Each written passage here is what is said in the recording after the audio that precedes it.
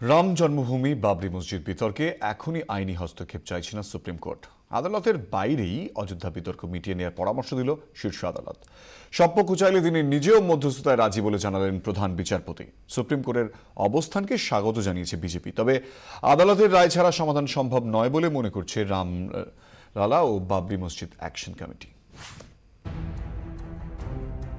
উত্তরপ্রদেশে বিজেপির বিপুল জয়, আর তারপরেই ফের লাইমলাইটে রাম মন্দির। সৌজন্যে সুব্রহ্মণ্যম স্বামী। অযোধ্যায় মন্দির নির্মাণে দ্রুত শুনানি চেয়ে সুপ্রিম কোর্টের দরজায় তিনি। প্রধান বিচারপতি জে.এস. খেহর, বিচারপতি ডি.ওয়াই. চন্দ্রচূড় ও বিচারপতি এস.কে. কাউলের বেঞ্চে এদিন শুনানি ছিল। এলো আদালতের বাইরে অযোধ্যা বিতর্ক মিটিয়ে নেওয়ার পরামর্শ। সুপ্রিম কোর্ট মনে করছে অযোধ্যা ইস্যুর সঙ্গে ধর্ম ও ভাবাবেগ জড়িত। সব পক্ষ একসঙ্গে বসে ঐকমত্যের ভিত্তিতে বিতর্কের সমাধান করতে পারে। শীর্ষ আদালতকে সুব্রহ্মণ্যম স্বামী জানান, আলোচনার চেষ্টা করে লাভ হয়নি বলে তিনি আদালতে এসেছেন। প্রধান বিচারপতি তাকে বলেন, ঐকমত্যের জন্য আবার চেষ্টা করুন, প্রয়োজনে মধ্যস্থতাকারী বেছে নিন। আলোচনার জন্য মধ্যস্থতাকারীদের নিয়ে সব পক্ষ যদি তার সঙ্গে বসতে চায় তাহলে তিনিও রাজি বলে জানান প্রধান বিচারপতি। সব পক্ষ চাইলে শীর্ষ আদালত একজন প্রধান মধ্যস্থতাকারী নিয়োগ করতে পারে।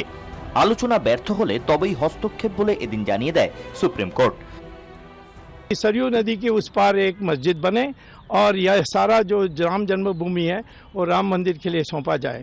तो ये हम चाहते हैं कि न्यायाधीश एक मीडिएटर, ये जो मध्यस्थ करने के लिए कोई एक न्यायाधीश का नाम सुझाए।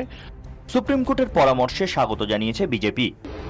सुप्रीम कोर्ट के प्रमुख न्यायाधीश का इस प्रकार से बोलना वो एक इच्छा की अभिव्यक्ति है, और उस इच्छा की अभिव्यक्ति को पूर्ण करने के लिए अगर सब लोग सहमत हो जाए तो बहुत इससे श्रेष्ठ क्या बात हो सकती है।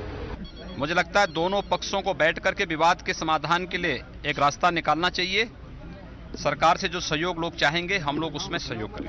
তবে আদালতের রায় ছাড়া আলোচনায় বিতর্ক মিটবে না বলে মনে করছে বাবরি মসজিদ অ্যাকশন কমিটি। 2010-এর 30 সেপ্টেম্বর এলাহাবাদ হাইকোর্টের রায়ে অযোধ্যার বিতর্কিত জমি 3 ভাগে ভাগ করার কথা বলা হয়।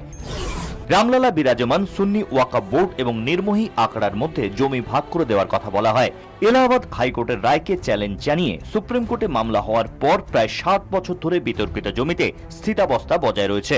জমি ভাগাভাগি নিয়ে যখন কোনো পক্ষ রাজি হয়নি তখন রাম মন্দির নির্মাণে ঐক্যমত্য হবে এমন সম্ভাবনা প্রায় নেই বলেই মনে করছেন বিশেষজ্ঞরা।